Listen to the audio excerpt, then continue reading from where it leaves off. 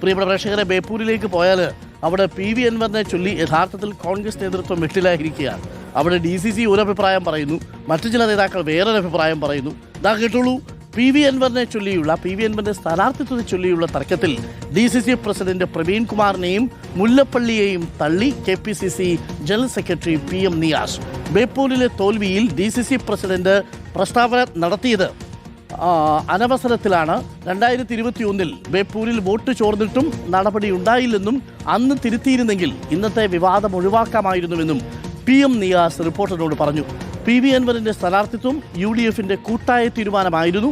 സ്ഥാനാർത്ഥിയുടെ പേര് പറഞ്ഞ പരാജയത്തിൽ നിന്ന് ഒഴിഞ്ഞുമാറാനാകില്ലെന്നും ബേപ്പൂരിലെ വീഴ്ച വിശദമായി പരിശോധിക്കണമെന്നും PM നിയാസ് ആവശ്യപ്പെട്ടു.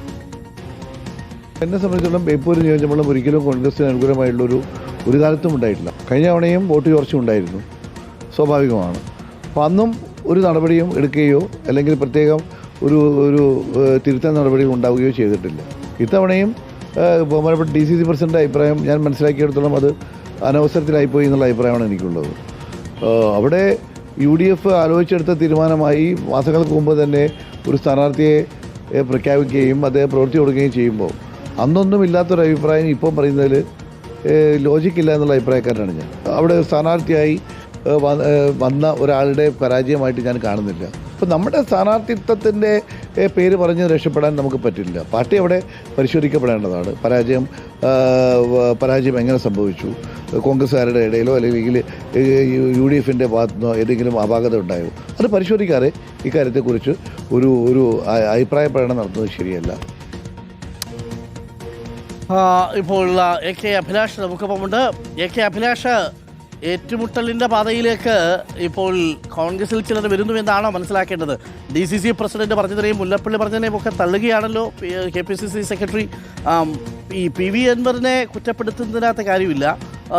അവിടെ സംഭവിച്ചിരിക്കുന്നത് മറ്റൊന്നാണ്. അത് കഴിഞ്ഞ തവണയും പരാജയത്തിന് കാരണമായ ഘടകങ്ങൾ ഇക്കുറിയും പ്രവർത്തിച്ചു എന്ന് മാത്രമേ കാണേണ്ടതുള്ളൂ എന്നാണോ?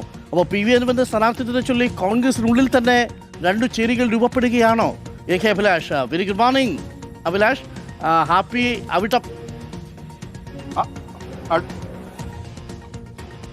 ഓണാശംസകൾ ഡോക്ടർ അരുൺ.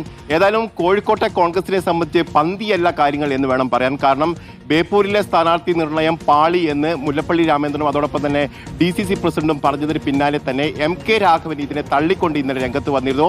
സ്ഥാനാർത്ഥികൾ നല്ല സ്ഥാനാർത്ഥിയാണ്, ഗംഭീര സ്ഥാനാർത്ഥിയാണ് എന്നാണ് MK രാഘവൻ വ്യക്തമാക്കിയിരിക്കുന്നത്. അതിന് പിന്നാലെ തന്നെ പിന്നിൽ നിന്ന് കുത്തി എന്നടക്കമുള്ള ആരോപണങ്ങൾ PV അൻവറിന്റെ ഭാഗത്ത് വരുന്നത്. ഏതായാലും ഇതിനെ പിന്തുണച്ചുകൊണ്ടാണ് ഇപ്പോൾ PM നിയാസിന്റെ ഭാഗത്ത് നിന്ന് പ്രതികരണം വന്നിരിക്കുന്നത്. അതിലേറ്റവും പ്രധാനപ്പെട്ട കാര്യം എന്നുള്ളത് സ്ഥാനാർത്ഥിയെ സംബന്ധിച്ച് നേരത്തെ തന്നെ തീരുമാനമെടുത്തതാണ്. അപ്പോഴെന്തെങ്കിലും അഭിപ്രായ വ്യത്യാസമുണ്ടെങ്കിൽ അപ്പോൾ പറയേണ്ടിയിരുന്നു എന്നുള്ള കാര്യം പറയുമ്പോൾ തന്നെ PV അൻവർ ഉന്നയിച്ച വോട്ട് ചോർച്ച, അതായത് UDFന്റെ ശക്തി കേന്ദ്രങ്ങളിൽ പോലും വോട്ട് ചോർച്ച ഉണ്ടായി എന്നുള്ള ആരോപണങ്ങൾ ശരിവെക്കുകയാണ്. ഇപ്പോൾ മാത്രമല്ല 2021 വോട്ട് ചോർച്ച ഉണ്ടായിട്ടുണ്ട്. അതിനെ സംബന്ധിച്ച് പരാതി നൽകിയിട്ടുണ്ട്. പക്ഷേ ആ പരാതിയിൽ ഒരു നടപടിയും നേതൃത്വം എടുത്തില്ല എന്നാണ്.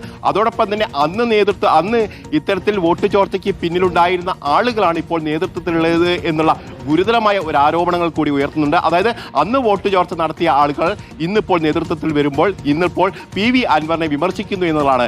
ഏതായാലും ഈ സ്വതന്ത്ര ചിഹ്നവുമായി ബന്ധപ്പെട്ട കാര്യങ്ങൾ കൂടി പറയുന്നു. അവിടെ അൻവർ സ്വതന്ത്ര ചിഹ്നത്തിൽ മത്സരിച്ചത് കൊണ്ട് മാത്രമല്ല തോറ്റിരിക്കുന്നത്. അതോടൊപ്പം അങ്ങനെയാണെങ്കിൽ വടകരയിൽ കോടിയും കൈപ്പത്തിയും ഇല്ലാതെ ജയിച്ചിട്ടുണ്ട്, മറ്റ് സ്ഥലങ്ങളിൽ സ്വതന്ത്ര ചിഹ്നത്തിൽ ജയിച്ചിട്ടുണ്ട് എന്നുള്ള കാര്യം കൂടി PM നിയാസ് വ്യക്തമാക്കുകയും ചെയ്തത്. ഇത് നേതൃത്വത്തിന്റെ പരാജയമാണ് എന്നുള്ള കാര്യമാണ് പറയുന്നത്. കാരണം സ്ഥാനാർത്ഥി നിർണയത്തിൽ ഏതെങ്കിലും തരത്തിൽ പാളിച്ച സംഭവിച്ചിട്ടില്ല. അപ്പോൾ പരാജയത്തിന്റെ കാരണം പഠിക്കണം, അത് നേതൃത്വത്തിന്റെ കൂടി വീഴ്ചയാണ് എന്ന് തന്നെ പറഞ്ഞു വെക്കാനുള്ള ശ്രമം തന്നെയാണ് PM നിയാസിന്റെ ഭാഗത്ത് വരുന്നത്. ഏതായാലും ജില്ലയിലെ കോൺഗ്രസിനെ സംബന്ധിച്ച് വ്യത്യസ്തമായ അഭിപ്രായങ്ങൾ ഉയർന്നു വരുന്നു. ജില്ലയിലെ മുതിർന്ന നേതാക്കളെ തന്നെ തള്ളിക്കൊണ്ട് തന്നെയാണ് ഇപ്പോൾ PM നിയാസും അതോടൊപ്പം തന്നെ MK രാഘവൻ അടക്കമുള്ള മറ്റു ഉന്നത നേതാക്കൾ കൂടി രംഗത്ത് വരുന്നത്. Thank you. AK അഭിലാഷാണ് വിവരങ്ങൾ നൽകിയത്. പ്രിയപ്പെട്ട പ്രേക്ഷകർ.